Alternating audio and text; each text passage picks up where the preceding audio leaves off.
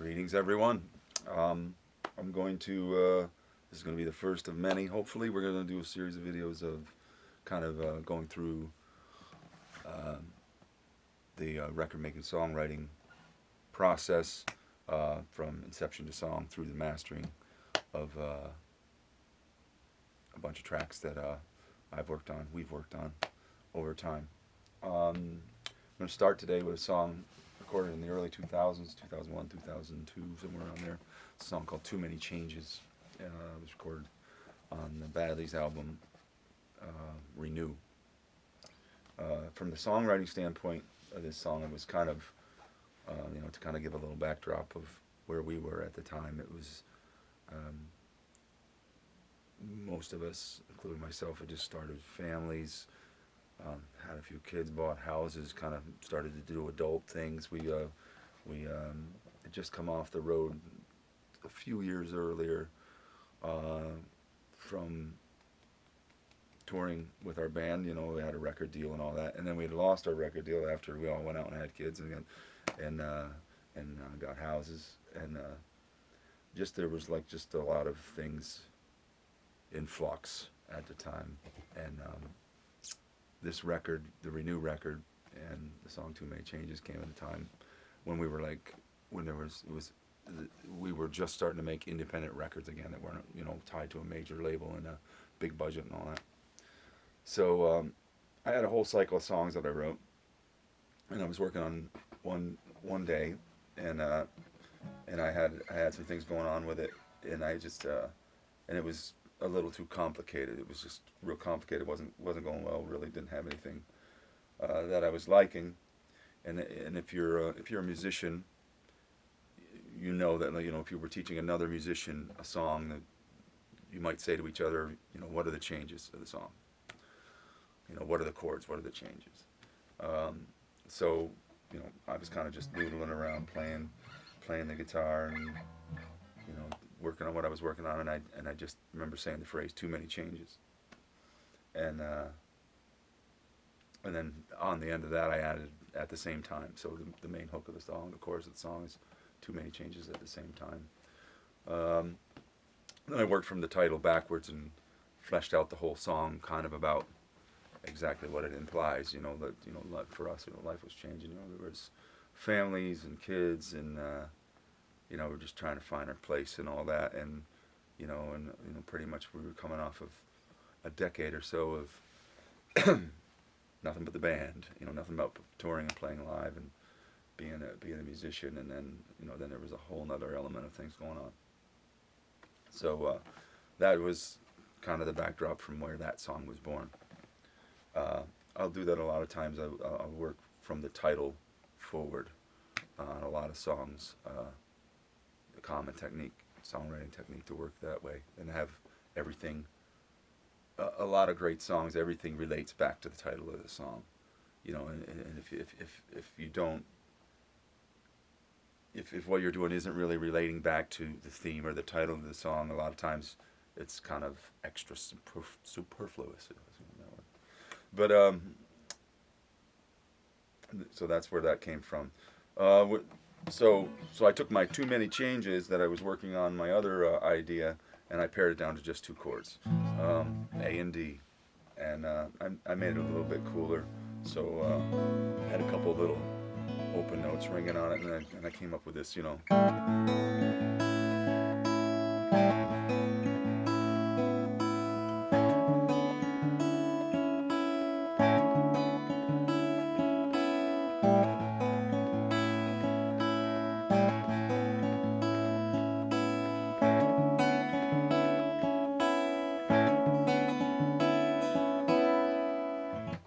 So in that case, that's 80% of the tune, all the verses and the chorus and the solo.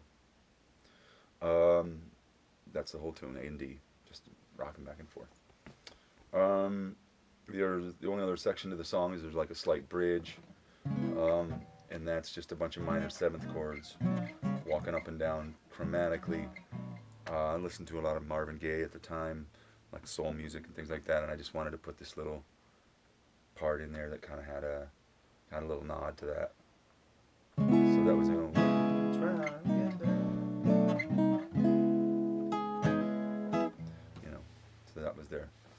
I might not have mentioned at the beginning, in the description of the video we'll be putting a link to the actual finished song, and for those of you that aren't familiar with this tune, you can check it out there when we're done here. So, those are the two sections of the song, there's a little solo and things like that. So that's basically, too many changes at the same time. That's the theme. All the lyrics came through there. And that's the song, as far as the songwriting side. The next part, usually with any making of a record, the next part would be some sort of pre-production. Sometimes when we do a lot of pre-production, things change a lot. Pre-production would be more like, okay, the song's written, there's a little demo of the song, then the band would get together and learn the tune. Sometimes the song changes a lot in the pre-production when the band gets wrapped around it. Sometimes it doesn't really change very much. Appropriately, this one it really didn't change very much. The song stayed pretty true to the demo, and pretty straight ahead. And then we went right into recording. We recorded the song at the original Saturation Acres, our studio, the original location, which was in Danville, Pennsylvania, out in the country. We had like a sort of like a cabin in the woods, and that's where we made the whole record and this song. The recording was pretty straightforward. We kind of built the song piece by piece. We start with the drum track and build the rhythm track up from there.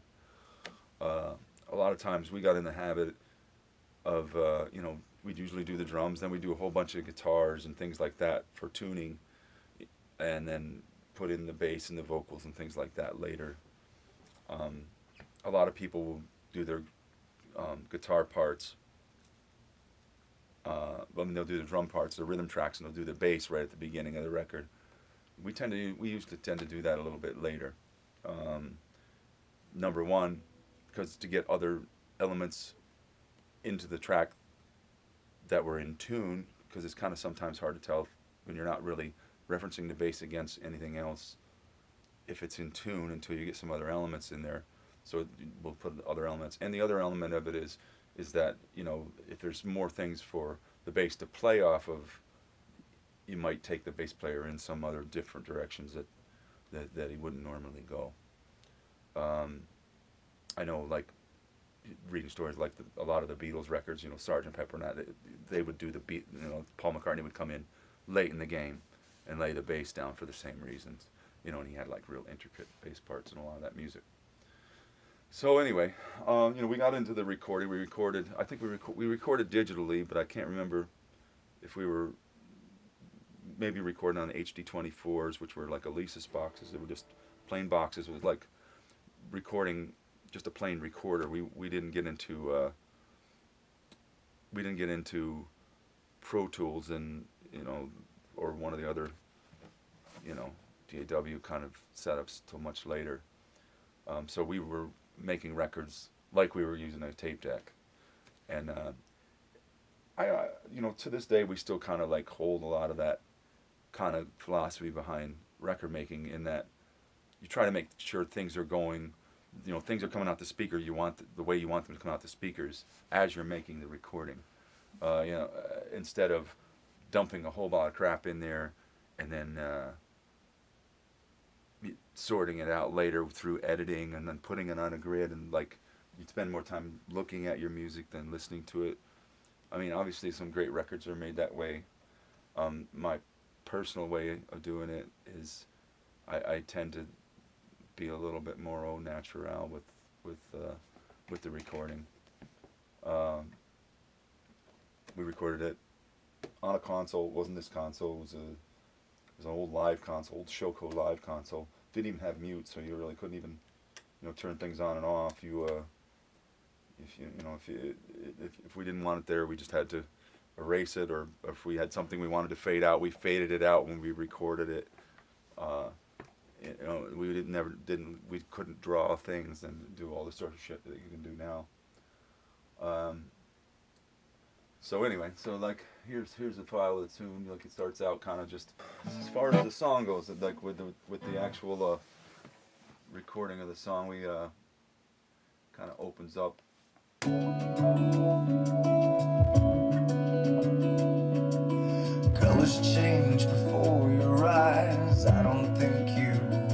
lies.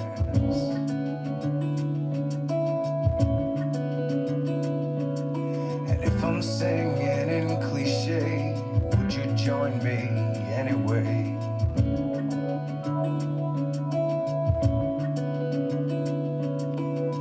Too many. Now I listen to that a little bit closer. I think that might have been.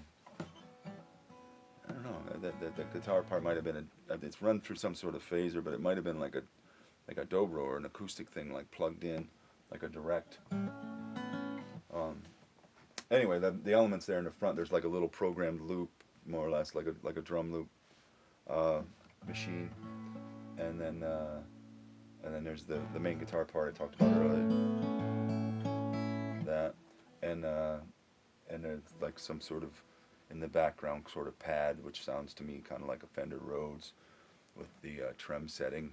Fender Rhodes, like a suitcase Rhodes. They had a popular Fender Rhodes keyboard had like a bass that had speakers in it, and then you could set them up so they would, there'd be like a trem setting, and the sound would bounce back and forth, and you could mic up to each one of the each side of the cabinet, and then spread it out in the stereo spectrum and get this kind of, moving image that sits in the back real nice, kind of gives you a nice pad behind things.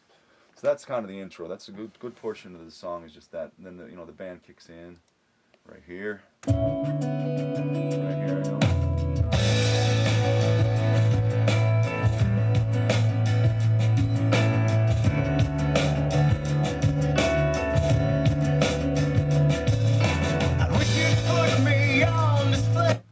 So, there's a little bit of piano in there. We'll build these things over time, like a little bit of the piano, kind of acoustic piano. I believe Chris Novak was the guy that played that on this particular record. A lot of times we would cover our own, but this was like a little bit more technical. So we wanted a real piano player to play on this track. Another technique we use is the simplest thing in the world. I mean, Keith Richards always talked about this with the Stones music, and I mean, everybody does it. It's like if you're using the acoustic guitar almost as a percussion element. It's like you're just kind of got the high end up there, kind of keeping time on the top end of the spectrum in the higher reaches of the frequency spectrum of the song. It kind of gives you a little more rhythm. If you listen, you're going to hear it.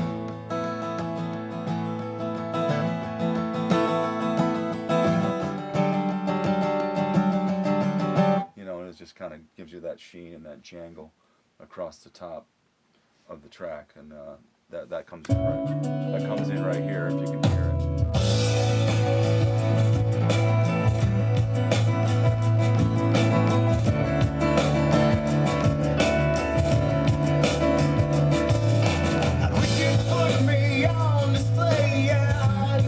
Yeah, so real simple, stupidly simple production technique. Really, an acoustic guitar does wonders for a chorus. Even a heavy rock thing, you can just take a couple double acoustics and throw them in the background, and they just kind of live in that part of the spectrum where it's like up high, and you can just kind of makes your whole thing kind of shimmer a little bit more, even though you don't totally perceive it as a separate part. Going down the line, pretty straight groove. The drummer Ron, kind of straight, just straight groove, and Charlie Watts groove. Paul, kind of with the bass, same hooky kind of thing. Sticks in there for a while. Yes, then they're like the little soul part I mentioned earlier.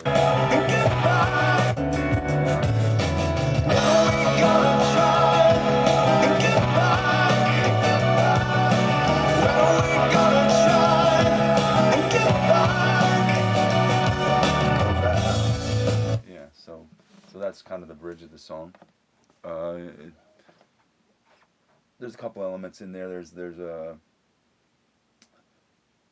kind of a string on top, like a mellotron string. Sounds like we used to own an actual mellotron, which was, if you do a little research, the actual mellotron, probably the most famous sound for the actual mellotron would have been like Strawberry Fields Forever, the flute sound at the beginning of the Beatles' Strawberry Fields Forever. They had a couple sounds in there for a mellotron. it was like a early synthesizer. Really wasn't a synthesizer, it was more like a tape deck, which I'll explain. But anyway, there's like a string in there, and at the time we might have had a real one. At one point we had a real mellotron. We probably used that at that point. The mellotron, basically, when you pressed a key, it was like having a tape deck. There would be like a little tape that would roll down and play the sound of that key being played, and then you had however many keys on the mellotron, and then that was how many tape decks there were playing tapes. And you can kind of imagine that was pretty unreliable after a while. Okay, so that I played a little bit of the bridge and the verse and the chorus. That's basically the song, except to get to the end, we did put a solo in there.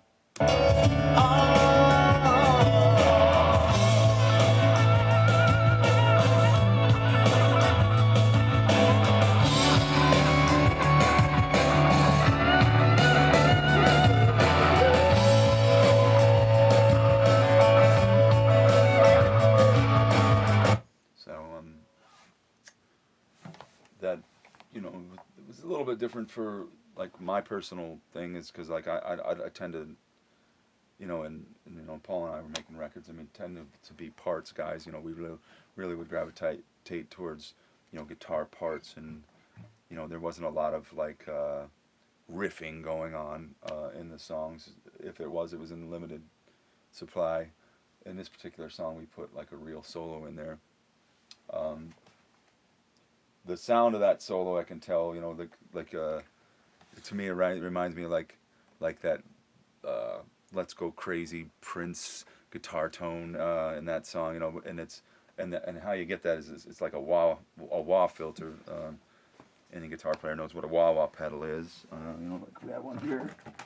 If you had there's a little mini one, and a wah. To use like usually you're using a wah pedal and you're kind of playing it and and articulating that whole wah sound, depending whether you're doing something that's like Hendrix or something that's like a funk kind of part.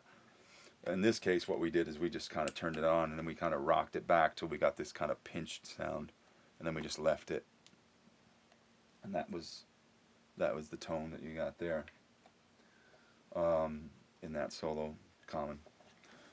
And that's kind of it. I mean, there's solo, then there's another there's another bridge, and then there's another chorus, and then it kind of devolves out with the, kind of goes back and repeats the first verse of the song, and then that's kind of the end. Sometimes I don't ever really have a formula for it. That's one of, as far as forms of song, that's one technique I'll use sometimes is, kind of like start the song, end the song how it began, you kind of bring it back full circle and wrap it up that way. No rhyme or reason, just whatever feels good. Okay, so that's kind of the recording of that track. The mixing, as I remember, was pretty straightforward. Like I said, we were mixing on a live console, which would be a board like this, and we didn't have a lot of options, so in our case, we tended to record things as they were going to be. There wasn't like, oh well, later we're going to do this. There was always like, we recorded, if we had an effect we wanted on a guitar, we put it on the track. Now, nowadays, with more and more options, people were using plugins or they're using things, and they're waiting to the end of the recording to decide like what kind of effects or what kind of whatever they want to put in there.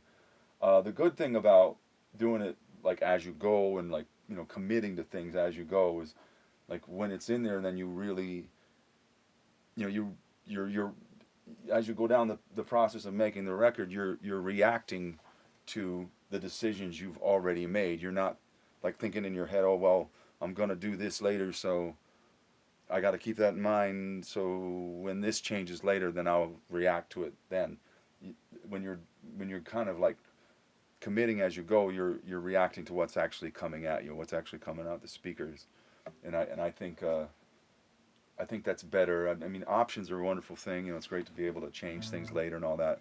But I mean, even to this day, even though I have all the options, you know, unlimited options, you know, working in, you know, whether you're working in Pro Tools or Logic or Studio One, what's this is, you know, I still tend to like put things on the track the way I want them to be, and very, very rarely do I have to record something because I made a decision. It usually holds up. So, but anyway, we mixed it on a console, so, and we didn't have a lot of options, so, you know, we usually like tried to record it, so like if you started the song at the beginning and you were gonna just had all the faders down and you had the song at the beginning, you could go like this, and probably within 2 minutes it would sound like something, you know, because you recorded it properly, and you don't have to do a lot of EQing or massive messing around with parts or anything like that. You know, you've recorded it right. You should be able to just push things up within a minute or two and have music. You know, like basically you should be 80% of the way there if you've recorded it properly with that philosophy in mind. So that's what we did. You know, so the mixing was kind of just fine tuning. You know, like with reverbs on the vocal and the compression of the whole track and all that. And so, you know, in those days, things were all the work was done in the recording side. There wasn't a lot of work done there wasn't as much work to be done by the time we get to the mix. We were pretty well moving along. We could mix a song in a couple hours. And the mastering side would have been the last step. Like I said, you know, 5 steps: songwriting, pre-production, recording, mix, master. And the mastering is kind of this song, you know, was pretty straightforward. You know, we're just kind of making it pump, making it loud and bright, and tying it in with the other songs. And nothing, no sleight of hand really in this particular case. It was just, I believe Paul mastered that one. And Paul, you know, I'm always riding shotgun at that point in Saturation Acres. We, you know, like I'd kind of be the second engineer on the mixing side. And that's it. That's Too Many Changes. Check out the song. Check out the song with the description down below. We'll have a link there for you. And we'll be back.